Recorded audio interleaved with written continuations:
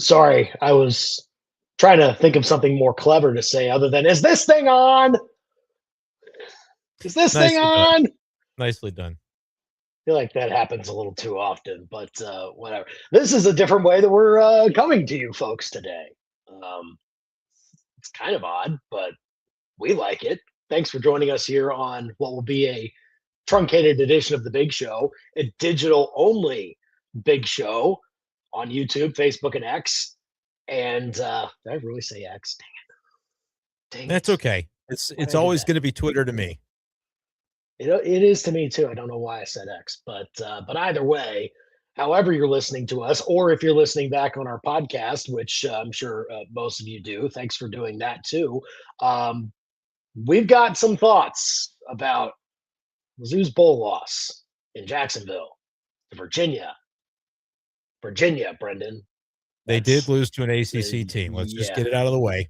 yeah, yeah, Brendan. Well, I mean, either way, that was a good ACC team. Let's not say it was a bad one. They were a good team. Um, but we do have thoughts on how Mizzou looked because if they had looked even their normal self, I think they probably should have won that, but they didn't.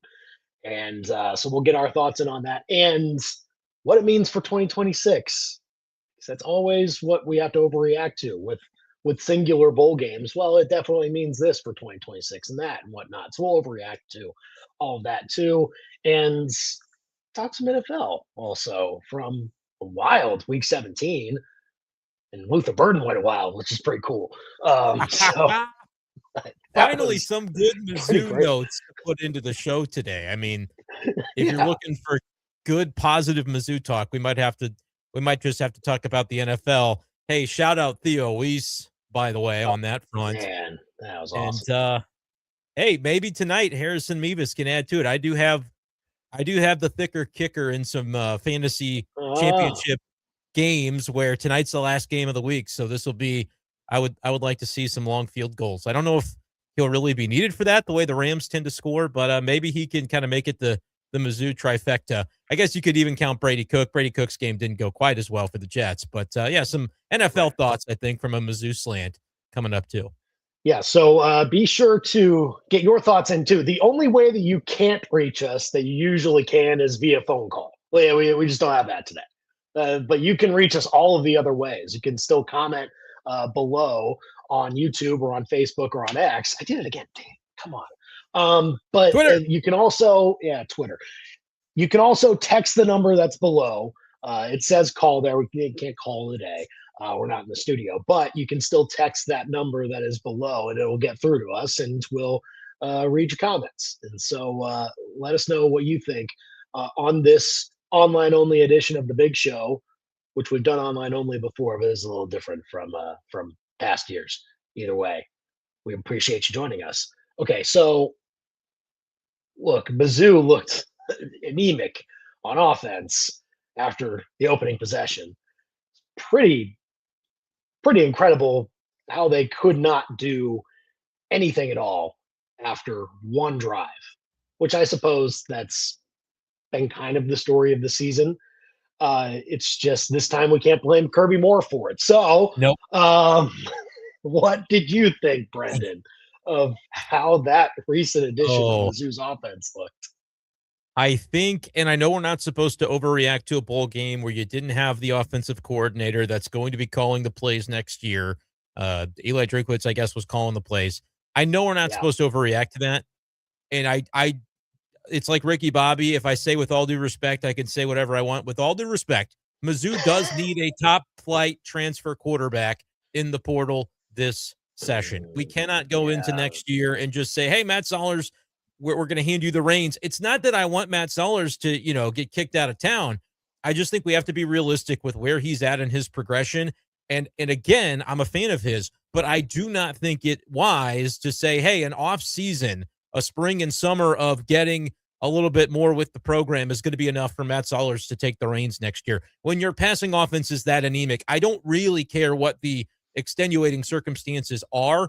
That's not a situation that I think Eli Drinkwitz can afford to go into next year and say, "Here's our situation. We're setting things up to let Matt Zollers have the ball." I think you have to go beyond just bringing in some competition for him. I think you need to bring in somebody that you expect to be the one. And you might say, well, the sky would be falling if Matt Zollers gets disgruntled because they bring in somebody that's, ostensibly going to be the starter for 2026. And then, well, what if he transfers out? So what if he does? Like, I understand there's potential there, but if you can get the bird in the hand, I'd rather have that than the two in the bush where you say, oh, bring in a 1-year quarterback to compete with him, and then it's Zollers for 2027. Let's try to get the quarterback position right, and whatever the fallout may be thereafter is what you have to live with, because I think it would be really backwards to hamstring the program for an additional year and kind of tiptoe around. We like Zollers, but not yet. Like, try to go get the best quarterback that you can, and if Zollers develops into the guy, great, down the line. But I just cannot do another year where we say, well, the passing game is pretty much anemic, and this is kind of what we're settling for. I just couldn't do it, Andy. They had no passing offense to speak of until you got into the 1-minute drill, which is kind of exactly what we saw from Zollers at Vanderbilt. So unless there's that significant of a difference where you can bring in an OC that's going to recognize that trait and say, hey, we're going to speed it up, we're going to run tempo, and we're going to push the ball downfield. It seems like that's been the way that Zollers has been successful, but otherwise it's disjointed as a passing attack. Well, it looked that way, no doubt, last Saturday. I'm still am of the camp of my opinion should not be changing based on this bowl game, on what Matt Zollers is in the future, or like what, and it didn't. Like, I still think that you need to get somebody, that's for sure. Like another quarterback that preferably has a little bit of experience at this and isn't just, a guy that's been, passed over at a different power program or something like that, and was back. And so, no, but preferably someone that has started games, because you have one quarterback already that has started games. Bring in another one that has started games, instead of what you did this past year where you had two guys competing for the job who had combined for 0 starts. So have two guys that have some experience at this. And you can bring in somebody that when they sign him may not jump off the page because he comes from wherever he comes from, right? I'm not saying you have to sign the most expensive quarterback in the portal, but you have to sign somebody that you're comfortable saying, hey, this guy can win our job and be our starter this year. I think about Trinidad Chambliss, right? Where did he come from? Was it like Ferris State? D2 Ferris State, yeah. So identify the right player. And at times, Eli Drinkwitz has been able to do that, right? They identified Fernando Mendoza enough to try to get him, and the same thing when it comes to Jaden Daniels. Haven't been able to get those players. Can they identify in a price range that they can afford? I guess is the way that I would break it down, because you got to get that guy on campus, Andy, and just get the right guy. Get the right guy. And as long as they do that, then I think that individual probably should have the leg up to start over Matt Zollers unless he makes a leap. I agree with you. We shouldn't be overreacting to just the bowl game, but this does confirm my priors. I came into the bowl game saying I really feel like the quarterback position is too important. It's the thing that has held this Missouri team back under Eli Drinkwitz in a couple of the seasons in which it could have been playoff caliber, and it didn't have enough at the quarterback position. So I am just of the mind that is too important of a spot to say I can kind of be careful and play the kid gloves game with Matt Zollers because, oh boy, I hope he doesn't transfer out. I hope he doesn't transfer out too, but I need my position at QB to be sound for 2026. That is the only priority. There is no, but what about Matt Zollers? Can they get the position correct for the season? If they can, that's really all I'm concerned with. And I think they've got to go out and get somebody to reasonably be able to say, yeah, we're doing that. We're going into the season with an expectation that we have what we need at the position. And if you're one of the folks still that is out there that wants Matt Zollers to be the guy, like, okay, he still can be. It's just you need to have somebody there pushing him for this competition. You cannot have him thinking all season long, hey, I'm the guy. No, you have to have him be pushing for it. Like, look, it was awful. Like, we can be honest about that, the way it was, but I don't think we should have expected all that much better than what he had been, because look, you saw what he did in 2.5 games. Well, really, you saw what he did in 2 starts in the regular season. Okay, so take that and then take away 2 of the top 4 receivers, take away your tight end, take away your offensive coordinator. And oh yeah, Kevin Coleman, he's got an illness. He's probably not going to be 100%. Might only play like half the snaps or whatever it ended up being. I don't know. Right. Like you could not reasonably expect him to be all that much better than he looked. And yeah, that's what happened. He had a bad pick. He had some throws that needed to be there but weren't. And then he had a final drive, Brendan, that like I was pretty impressed with how he handled it.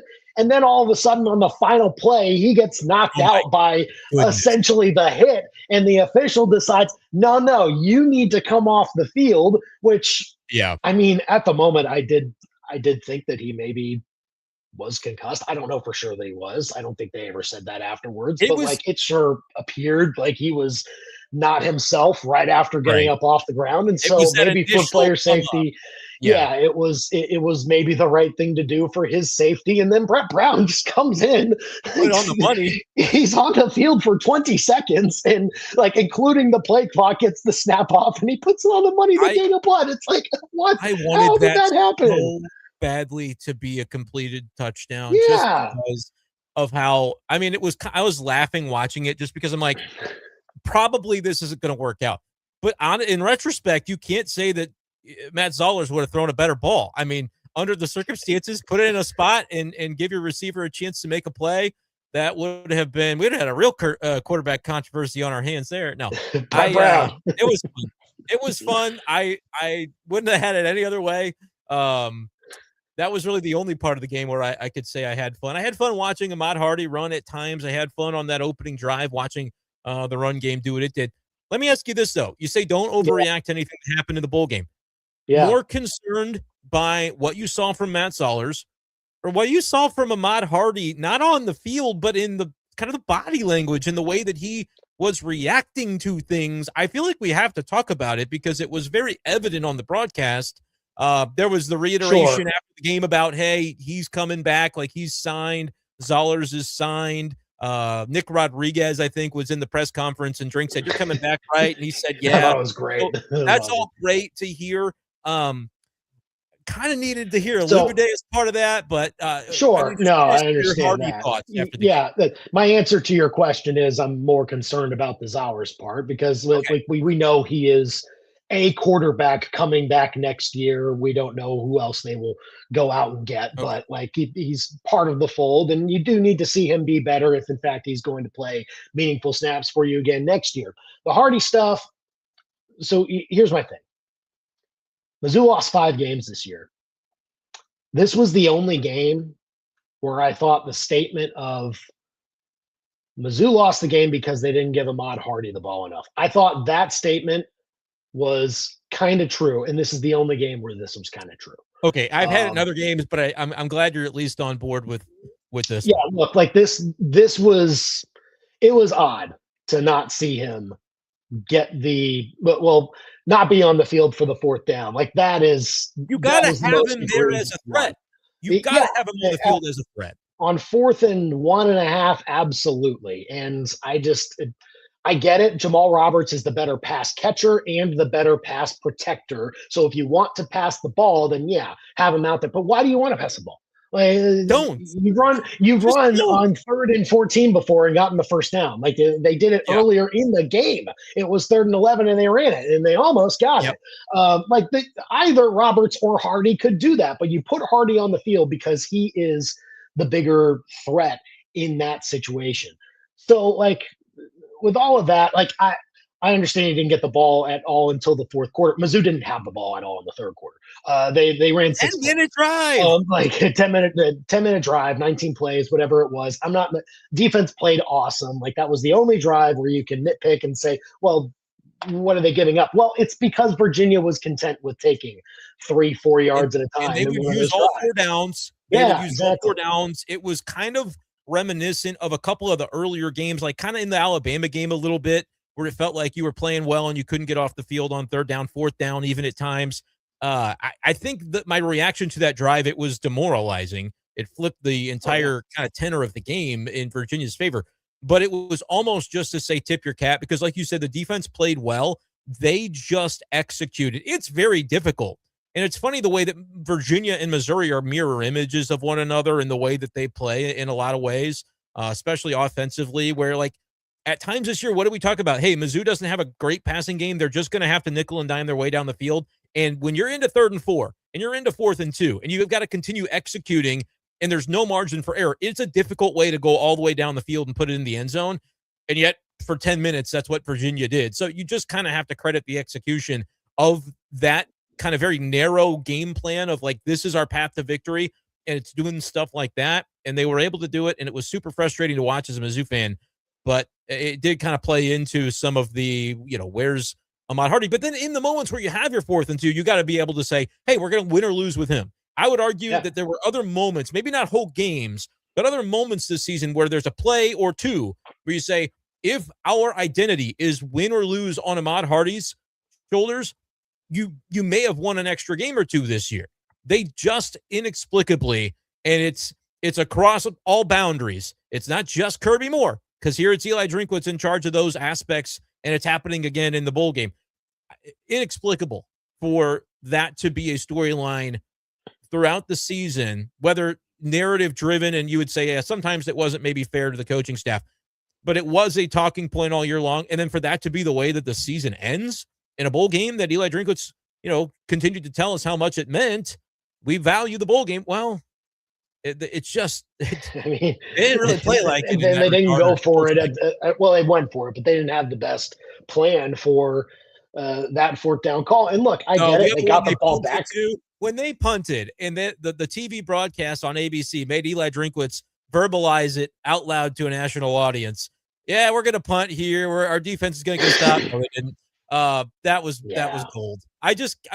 He's too conservative, and especially for a bowl game setting, it was like a 4th and 1. It was on their own side of the field, but your punter can punt for 26 yards. I believe that was the net on the ensuing punt. And then 2 plays later, Virginia's right where they would have been. It is inexplicable that Eli Drinkwitz loves going to his special teams as much as he does when his special teams was the worst special teams unit in the history of Mizzou football. Season's over, and I feel confident saying that. There was not a funnier field goal all year than Oliver Robbins from the right hash, kicking it dead straight. I mean, on a rope, he kicked that thing dead straight. I'm like, hey, you know what? He's the best we've got. He really is the best we've got right now. So I can't even say anything. But it's just, that's what we were dealing with all year as Mizzou fans. James has this text, which is kind of what you were alluding to a little bit earlier. James texting in, I'm so sick after every Mizzou loss. Drinkwitz with always the same speech. It's on me. I've got to do better. Well, coach, when are you going to be better? How is Hardy not in the game on 4th down at the end? Like, yeah, it's empty hear it talk. Again. Yeah, and look, it really was on him because again, he was calling the plays, and they're getting it all together. He's keeping enough of the team together, like in terms of like opt-outs and everything else, transfers, things like that, to have a strong enough group where if they play to their standard, then they win the game. And I don't think they win by only 1 possession either. I think they probably get a 10-point win. But again, it just didn't happen the way that it should have for this group. And like it's not going to put, I mean, the season was a bit of a damper, I'm sure, for folks that had high hopes for what it could be. It just doesn't make it any better for what 2025 was for this team. I want to read to the point James was making in that text. There's a Mizzou account, MIZ Chris, who has temporarily changed his name to "Has Eric Link been fired yet?" which I think is super appropriate. He put these. Yeah. Well, you're not going to say it, but I'll say it. They're not going to fire him. They're going to let his contract run out, and that should run out. They're going to blast him into the surface of the sun. Is that what you said? Okay. Yeah. No. Well, here's his 3 offseason requirements, and I had a tweet that I retweeted this because apparently at 1 a.m. I was still stewing over the outcome of the game, and so I was still tweeting. Okay. All right. Which is always good. Drink was probably awake to check it because that's usually what he does. Yeah. He said, number 1, fire Eric Lincoln. To your point, they could just not renew his contract, and that would, or let his contract expire, is even what's in the tweet here. An experienced starting quarterback in the portal. Can't risk Hardy and Roberts' final year with terrible quarterback play. We've already talked a little bit about that. And Chris put, let Chip Lindsey do whatever he wants on offense without the Eli handcuffs. Because, again, from Kirby Moore to the offense that we saw run in this bowl game, it was Eli Drinkwitz was the constant there. And I know that this was a game plan that had to be thrown together a little bit, but I do agree that, like, if you brought in Chip Lindsey to be your experienced coordinator, who we've talked about, I believe it was with Bill Connolly a couple of weeks ago, we talked about the notion that he has gone wherever he's gone and he's turned the offense into what the personnel there needs it to be, right? To get the most out of the play style. He's adaptable to, oh, you want to be run heavy or you want to be pass heavy? Like, he's been able to do both at different locations. And so that experience is something that Eli Drinkwitz should just lean on rather than try to kind of put his stamp on it. Like, let the OC do the OC's job is something that in this tweet was mentioned. And I agree with everything here. And with regard to James's text about, oh, it's on me, I think I even put a tweet out before the game ended that I said, I can't wait for the, oh, it's I need to be better tweet from Eli Drinkwitz. But he gets paid enough, Andy, to take some heat when it looks this bad. And I said, that's what the money's for. So enough with the idea that fans are too hard on him. When you come out of 5 losses in a year singing the same tired line, I need to be better. You didn't have a great year as a coach. I do not think Drink had a very good year as a coach because that's what we heard in every loss. And yet we didn't see the adapting to those circumstances from him throughout the year. I finished the tweet by saying he can and will get Mizzou where everyone wants to see it go, but he needs to evolve in some areas. And I said that list of 3 things for the offseason is a damn good start. So I agreed with it, and I want to see that. I want to see change at special teams coordinator. I want to see an experienced quarterback in the portal, and I want to see Chip Lindsey be able to do what he sees fit with that quarterback and let Drink just kind of be the CEO. Don't meddle. Let the experienced OC that you brought in kind of take the reins of that offense and really make it his own, because Chip Lindsey, that's why you hired him. Like, he's shown the ability to do that at his various stops. Yeah, with so many experienced or so many places that he's been where he has made an offense that made another school that was at a higher level essentially say, hey, we want that guy. And he did that at multiple places. Now, look, he eventually got to the head coaching spot and it didn't work out, but then he kept climbing after he lost the Troy job. And I think that's at least a good sign. It doesn't mean that he's absolutely going to turn Mizzou into this offensive juggernaut. Maybe he does. I don't know, but we don't know the answer to that right now. For this point, though, like, it's just, it needs to rely upon a quarterback that can handle his own, put the offense in favorable spots, take care of the football. I think you still need to lean on the run game as much as it is. As long as you have both Hardy and Roberts in the fold, which, I mean, we know about the Hardy part at least. I don't know if we've said for sure about what Jamal Roberts' situation is. We're still looking back at that tweet. Remember, he sent the tweet of him running away from the Kansas player. That is good. Like the image he sent. I guess it at least means he's not going to KU if he transfers. I don't know. Other than that, though, I don't know that it. But I will say this about the usage last night for Hardy. I do wonder if some of that was like, here's what we're going to we haven't forgotten about you, Jamal. Like, the money may be whatever it is, but we have not forgotten about you. It was a 60-40 split in the game, 16-11. That was 60-40 basically. Yeah, and I don't know if that works. I don't know if Jamal Roberts sees that and says, hey, it's pretty good. I don't know if that's going to be the case, but I do think there might have been an element of that when it comes to like a way that doesn't cost you anything to show Jamal Roberts that you value him and keep that relatively even split. As long as you placate the feelings now of Ahmad Hardy and say, hey, look, we get it. You need the ball. But like, how many times can you tell a kid that in the season's over? And yes, he got the Mizzou single season rushing record, but you still feel like he's that dominant and that good that they probably didn't use him enough this year. That's something else that I think has to get kind of figured out to make sure that, and look, he's re-signed. So like, I don't think anything crazy is going to happen there, but I would say there's going to be teams that saw that bowl film and saw that his reaction was kind of what it was to some moments and said, maybe we give him a call. There's really no rules. Before it was, they ain't hit me up because they know I'm a Tiger. I would hit him up if I were. Here's the thing. They've got essentially 3 more weeks to potentially hit him up. And portal opens Friday and will stay open for 14 days. So that until January 17th, you don't feel at all safe about. And that would be, by the way, the worst thing that could happen for Eli Drinkwitz's credibility. If somehow something would happen on the Ahmad Hardy front, that would be DEFCON 1, because he was very explicit, like, these guys are coming back. We know this. Right. I would like to believe that behind the scenes there was and we saw some of that on the field between Drink and Hardy, of like kind of talking it out. I don't have a problem with those talks. In fact, I feel like there needs to be a maximum communication in an era where, like, players can have their own agency to do some crazy stuff and leave when you think they're staying. Communication with the head coach and making sure that Ahmad is good with everything. I feel like that's got to be happening behind the scenes. And so hopefully a non-story, and like you said, not a huge concern. You always look at those things and go, now, wait a minute, this is our guy. This is our best guy. Yeah. We got to make sure that he's feeling good about things. How many wins they have next year? How many wins? Yeah. It's impossible to say. It's impossible. We don't even know who the team's going to be. We know the Don't know the schedule. We know the coach. We know who the quarterback is. We think we know who the RB1 is, maybe even the RB2. Lots of wide receivers are going to change. What are you satisfied by?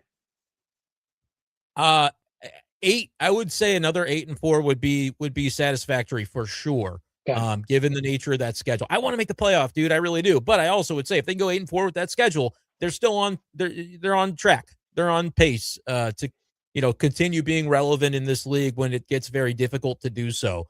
That we've talked about this. That would mean cleaning up your non-con, including a meaningful win at Kansas. Hopefully you're favored in that game, but like to go to Kansas and win would be noteworthy.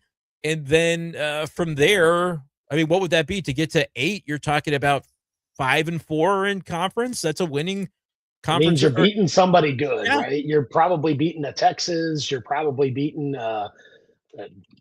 going on the road and beating one of these teams. A&M comes back here, I believe, so that's probably They not do it, come but, back. like, That's 5-4 in conference is, it's hard to win in this league, and now you're going to have it. It's kind of like the NFL schedule. It's an odd number now. You're a winning team or a losing team in conference play. Right. That's the way it's going to be. There is no 500. So I think, it would be a win that Mizzou fans can hang to, and that would be good. Eli Drinkwitz makes more money though than he did last year. Yeah. And so 8-4 is good. I'm not saying that it's bad. Like 8-4, everything you're talking about, that is where you want to be. It's where every Power 4 team would want to be now that everyone's got 9 games until by 2027. That's what the situation will end up being. But like, you kept Eli Drinkwitz around to be a top 10 paid coach. Yeah. No, Could you expect more eventually to get there? Like, you're on track. You've been on track for 3 years now. I know. Is there more urgency to have the track lead to somewhere at least sometime soon, Yeah, and the schedule is not going to get easier, and so that is an aspect that you think about. They would have to. Part of this is me, and I had said previously I wasn't going to do this, where I'm like adapting expectations to the reality of what he's got to replace. Like, I'm almost already going, yeah, it's going to be a big chore. So if they can kind of get back to level ground, I would maybe be satisfied by that. But in reality, you're right. Like the salary, the resources that he's being given to not only land his coaching staff, but also his players, like you should be striving for more. But I guess I'm looking at it as they came in this year and the Vegas win total was 7.5 and they clipped it. They barely got over that. Yeah. The Vegas win total will not be higher than 7.5 next year. It'll either be about the same or lower based on the ramp up in the schedule. And so based on that, I still think they can beat that public expectation, their own internal hopes and expectations to get there. He's going to need to pull it off again in the portal. And I think he can do that, Andy, but like, there's also areas where he's very clearly got to evolve. And it's frustrating that we're still saying these things after as many years as it's been, but we've seen him evolve before. We've seen him go from, I got to be the guy, I got to call the plays, to, nope, I need to let go of some things. We've seen him handle NIL. We've seen him handle the portal, and we've seen him handle going from getting 5-star high school kids to realizing that that's not actually worth it anymore on the scale that we were devoting resources to it. So we're going to pivot, and we're going to land the Josiah Trotters in the portal. We're going to, this is how we evolve. Ahmad Hardy. So he has almost every single year of his career at Mizzou, Eli Drinkwitz has evolved and leveled up to realize what the new standard is in certain areas of his job. I think he'll do it again, but I also could see it being the most difficult task he's faced. And so if it's 8-4, I'm not going to be calling for his head. I think that would be if you can start to make those seasons the floor, 8-4, and that is such a difficult task in this league because the schools that think that should be their floor, like an LSU and like a Florida, haven't been attaining it. So they fired their coach. It's difficult in this league. And so I 8-4 would not be, maybe satisfactory isn't the right word, but I wouldn't be like distraught over 8-4 next year. Because I think that 7.5 wins is going to be plus money next year. So when I place my bet on that, if we get there, we've at least done something right. Don't even have to find a river this time. He did not anymore, but yeah, not anymore. Didn't have to find a river on Luther Burden either last night. Just for the record, that was a treat. So I mean, right now I am in I am technically on vacation, at least from the studio. I'm in the state of Texas, and I could not put any sort of wagers on Luther Burden last night. Would have been nice, but unfortunately not. Either way, that was pretty cool, man. Like to see that play out the way that it did. I felt awful for him afterwards though, because he was, I don't know, was he hurt after that? I think he's okay. Or was he just trying to be consoled? Like he told reporters, and I think he didn't leave under his own power. I heard that he left on a cart, but that might have just been like, game's over. Can you give me a ride? Reported as a quad injury and not something that's going to hinder him long term. Reporters last night asked how he felt after the game, and he said, I'm tired. Like there wasn't a lot of talk specifically about his injury, which would have been nice for a follow-up there. But I'm guessing the reporters that were there, based on his body language and the way he was talking, said, okay, he means he's fine physically and is not going to be out long term. The next week's game is largely meaningless, I think, for the Bears. Might impact their seeding, but that's just about it. Yeah, they can't get the 1 seed anymore, so they probably are fine with resting guys. So if he rests anyway, then so be it, right? You might try to pick your matchup and say, if we're the 2 seed based on a win, does that better our situation versus whatever? But they should. I mean, I think they've wrapped the division up, right? So they're in a good spot, and Luther will probably be ready for week 1 of the playoffs, which will be awesome to see because he's their guy. I mean, he has 8. What do you have? 8 for 130 something and a touchdown. 8 for 138 and a touchdown. That was pretty awesome. He was great. He did, I think, win me a fantasy matchup because of it, because I was not looking too good before the game, and it's looking better now. That was awesome to see from him. And this is what we always thought he could be when we talked about him leading up to the draft as being a first round caliber talent. He went early in the second round, but I think the landing spot is a blessing in disguise because Ben Johnson looks real sharp and he knows what to do to get a guy like Luther Burden the football. And he's kind of pushed Luther Burden at times to be like, this is what it looks like to be a pro. You're going to gradually ramp into your role. But I think Ben Johnson is licking his chops for the next several years about what he's going to be able to do with Luther Burden. Do not be surprised if Luther Burden is just the Bears' number 1 and DJ Moore is traded or a Rome Odunze is traded to kind of accommodate what the new world order of the Bears offense is. It's Luther Burden and it's Colson Loveland. And if those guys can take the leap along with Caleb Williams, the Bears are going to be fun for a while. Whatever may happen this year, like that looks like a team that's got it figured out now with the right coach in place. I love how they're using him now. I love the fact that that team is just in a really fun playoff picture, it seems, in the NFC with just that game last night with how much was at stake. Like, it took me a while to realize that the 49ers still had a chance at the 1 seed. And I'm like, oh, shoot, they do. And all of a sudden winning that game, my brother was a little distraught, though. David H. was wanting CMC to, like, pop off for a He's getting greedy. CMC had a huge game. He did. He needed him to have a huger game. Getting greedy. Like, yeah, I agree. I agree on that. That'll be me tonight with Puka, though. That'll be that if Puka gets me 23, you need I'll be Puka like, to have like, I need 30. Yeah. You need like a 30 spot. in some way, shape, or form. Yeah, that'll be something to watch, I'm sure. And yeah, like the playoffs this year are going to be. I'll say they will still be odd without the Chiefs. They will Yeah, be fun. it'll be a lot Um, of it will be a lot of fun. I will have to take a moment though to re-gauge myself as to like, oh wow, the Chiefs really are not in this. and they're Okay, already all talking right, about the Chiefs. Like I saw on the Fox pregame show for the noon slate on Sunday, they were talking about, hey, Travis Kelce, Willie won't he? yeah, And one of them mentioned, it might have been Howie Long, and I don't think this is a real possibility, but the idea, one of those guys mentioned, would Kelce kind of test the market if he's trying to play for one more year? Would he rather, get out of his situation with the Chiefs and go somewhere where he can win? Because the Chiefs could be kind of in a rebuild mode for a year. I cannot wait to see what the Chiefs do, because I don't think anybody in that building is accepting the notion of a rebuild mode, even if it's for a nah, year.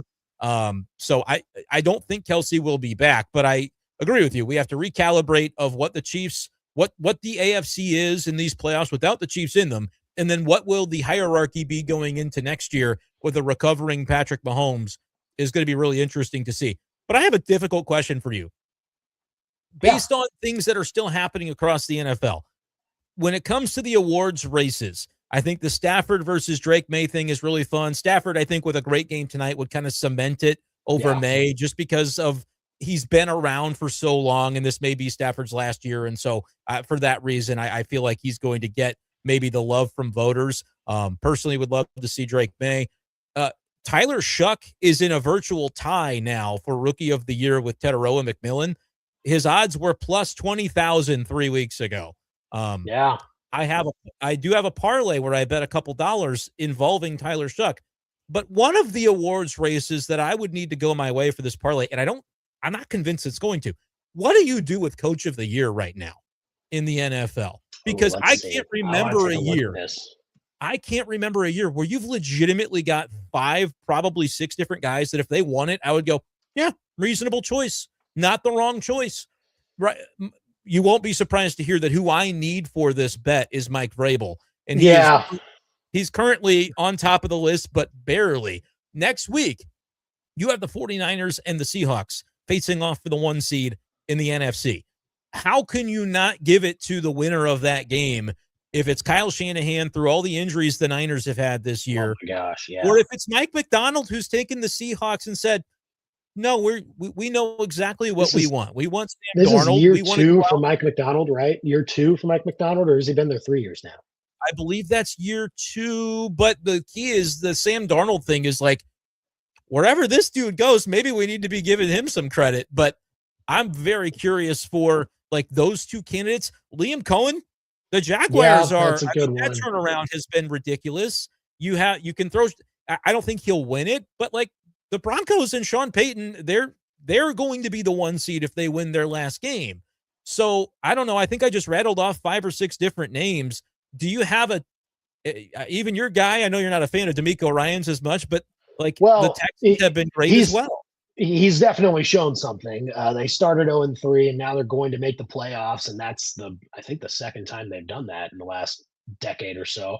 So D'Amico Ryans did the same thing that Bill O'Brien did. So is it really that impressive? I don't know. But But some of these coaches, I mean, there have been a lot of really good coaching jobs in the league this year. there have been. Jacksonville is the one that really stands out to me. I think I heard the stat. I was really hoping that they would lose this yesterday, that Philip Rivers could get that done at home and help out the Texans, but I guess not. Um, they were the first. He's the first coach to take over a 4-win team and get them 12 wins the very next year in year one. I believe that's the stat that they gave after the game. And what was it the case that he turned the job down until they fired the GM, and then he said, "Yeah, I'll do it." That's Remember right. that? So like that Yeah. tells you that they knew this guy was who they wanted to hire, so much so Right. that he got a GM whacked before he even got the job. That's Which is insane. You're so right about that. like, that's, if I'm a voter, that would bake in for me to say like that feels significant what Liam Cohen has done. And like, I love the job Vrabel has done, but you have a top 2 MVP candidate as well. And so when it comes to this coach of the year stuff, it's kind of like when we talk about Andy Reid not winning one with the Chiefs, that Yeah. you've got the quarterback, they almost don't give you as much credit. They'll look at it and say, You won with who at quarterback? Wow, that's pretty impressive. The coach of the year thing is going to be anybody's call as to how the voters end up Yeah. deciding on that. By the way, Ben Johnson, if Caleb Williams makes a magical play last night to end the game, could very well be Ben Johnson for that award. So it's the NFL coaching. We might have to do a refresh of the top 5, bottom 5 coming up after the new year for the big show, because it's been wild to see the ascendance of some of these coaches. If I had to guess, I'm going to say that it's going to be Mike McDonald.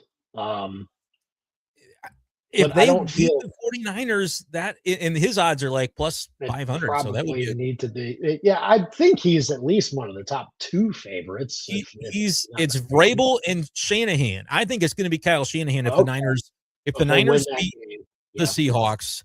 If not, that might be Vrabel's best chance. Is that McDonald wins it, but they don't quite give it to McDonald. They still go to Vrabel. Right. We'll see. And again, the Broncos can win the 1 seed if they win against the Chargers. So I don't really think there's anything the Patriots can do.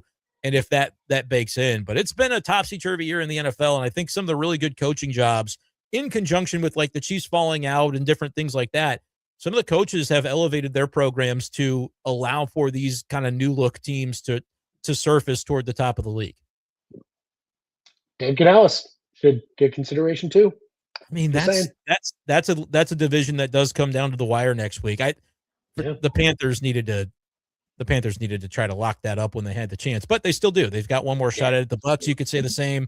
The Steelers. I mean, the 4 seeds, the teams that are going to win the worst division in each conference, didn't look. They're all going to have worse records than all of the wild card teams in their conferences. And I'll say it again: reseed after you get the teams in. Come on, need to do that. It's past time, but I'll say this: your Texans are sneaky. They're in the 5 seed right now. If they can get the win, the Ravens are a little bit scary, but I think the Texans can handle them. Lamar just has not been playing at a level that makes you that afraid of them. Derrick Henry, maybe another matter, but I would say that favorable if you're the Texans to be able to play that matchup and then potentially still avoid the ones. I don't even know if it matters that you avoid the 1 seed in the AFC because it's so wide open. But I still like the Texans based on their defense to be able to make some noise in the playoffs. I hope you're right. I mean, they have shown me different things this year that were not necessarily characteristic of them in past years and didn't lend you any kind of belief like, oh, okay, they actually can advance in the playoffs instead of just, making it. They're going to get in based on their record essentially and not be propped up by the fact that they were in a weak division. No, they got in because they were still good across the board in the AFC without winning their division. So, I mean, there is that. But to me, I look at that AFC and I think, okay, is it crazy to put so much pressure on a 7 seed like Buffalo? But it's going to happen. They're going to be the team that has the most, not really to lose. Everyone's got the same thing on the line, but they do have Buffalo's been there, done that. And just and with all that, a quarterback that hasn't been able to get over the hump, and Mahomes is not in the tournament. So figure it out. The Bills, and I'll say this about their loss to Philly. They didn't play badly. I mean, the Eagles are tough, dude. I don't want to see Eagles Rams. I think that would be the current lineup is the 3 versus the 6, because I want to see both those teams advance and do well, because I think the Eagles have when they're on, maybe the best defense in the NFL, which has allowed for them to cover up some warts of what their offense has been. But the Bills were right in the game as well. And so I don't look at that Philly game and say, oh man, the Bills don't have the chops to win the Super Bowl. I almost look at it and say their defense is showing us some things that they're going to need to have to get there. And you're honestly one Josh Allen misfire from winning that game 14-13. He had Khalil Shakir open in that 2-point conversion. He just missed him. I'm still wanting to see the Bills do it. There's some inconsistencies of that team right now, and Josh Allen's kind of foot injury is worrying me a little bit too. But I mean, if the 2 seed is the Patriots, which right now it is, we've already seen them go into New England and win. And so I'm still stumping to say the Bills are going to be my team to beat, even though they're the 7 seed out of the AFC. That's probably fair. Like they should be favored in every game that they play, despite being Oh, the 7 seed. the point spreads will be interesting for all of these playoff games. Yeah. So I mean, we'll see whether they actually do end up as the 7. And there's still a week left to play, and we'll see who wins and loses, whatever happens here. I believe Denver plays the Chargers, so like that, the Chargers could get a loss and Buffalo could move up. But either way, this is going to be fascinating with the teams that are. I mean, every wild card team is going to not have the worst record in their conference and won't have the type of moniker of, oh, they're only in because we let 7 teams in now per conference. Like, no, they're all legit dangerous teams, still have their flaws, but any one of them can go on the road and pick off a division winner. Most of them probably have already done it. So that's why I can't wait for it, and we'll see how it all shakes out and who in Chiefs land, what you're going to bandwagon for. I think that's an interesting question, like because that's a weird situation now. Yeah, most Chiefs fans are not predisposed to the Josh Allen love that I have, but Yep. I hope that, like, for me, ideal circumstance would be Bears Bills Super Bowl. How much fun would that be? The Bears find a way to pull it off. Josh Allen Yeah. gets there. I couldn't think of. Yeah, we'll have to kind of rank out the matchups on the show next week of like what would be your dream matchups at the Super Bowl. We could even wait another week once we know the playoff bracket Yeah. actually. Once we actually have it all finalized. Yep. It'd be nice. There's a lot of them that I think will be compelling, though, just not the Broncos. That's, like, the only one that I I feel would like be is like, "Eh, so bored by that. So it would bored. be so boring." Come on. No offense, Broncos fans, Yeah. but that's just my take. Yeah. It's not even a hate thing. It's just like, really? That team with how they get to 30 points in the most boring way possible, it seems. The Broncos. Like they can I get will there, say, a lot of but they're not. criticisms of the Chiefs over the years that they've kinda been pretty ho-hum in the way they've gone about their greatness. I'm not comparing this Broncos team to what the Chiefs have been, but I do agree. I'd rather have a fun Super Bowl like a Josh Allen, even like Trevor Lawrence is running around doing crazy stuff. That would be Yeah, kind of man. fun. Yeah, not the Broncos, but there's some good matchups that could potentially happen. Well, we'll see how it all pairs up in about a week. So we hope that you've enjoyed this portion of the big show. We will have an actual big show on Friday. That'll be our next actual radio big show that you are used to seeing. You can still see it here on YouTube. And if you missed any of our stuff, go back on YouTube and catch up on things. We did a live reaction to the bragging rights game, which feels like a month ago. Um, but hey, Mizzou basketball is going to be back at some point after it seems like a month off. It's You only can like a keep them. couple weeks, You but can keep them. right, yeah. I mean, we'll be looking forward to their first conference game against Florida on Friday's big Florida's no show. good. So, yeah. Florida's whatever. What have they ever done? Ah, who did they hire back when Dennis Gates was hired at Mizzou? I don't even remember anymore. Me either. Not the guy that I said I wanted, but anyway, No, not at all. doesn't matter. So again, and if you're listening back to this, you can still leave comments below. We'll get to those. And if you're listening on the podcast, appreciate that. Again, we'll be back on Friday in our usual form, but just wanted to, get the reactions in our different spots after Mizzou's bowl game, because you just have to let out frustrations afterwards. Doesn't actually mean much towards the season, but you just gotta air it out. That's the healthy thing to do.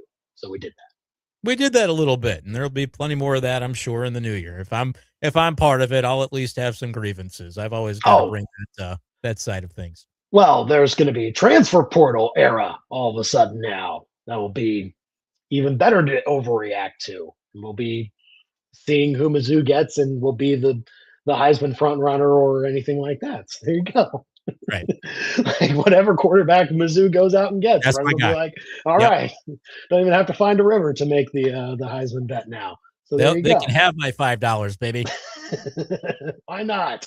But hey, hope everyone had a great Christmas holiday And we will see you in the new year. Hope you enjoy the way that you end 2025. And we will see you in 2026 on Friday, January 2nd.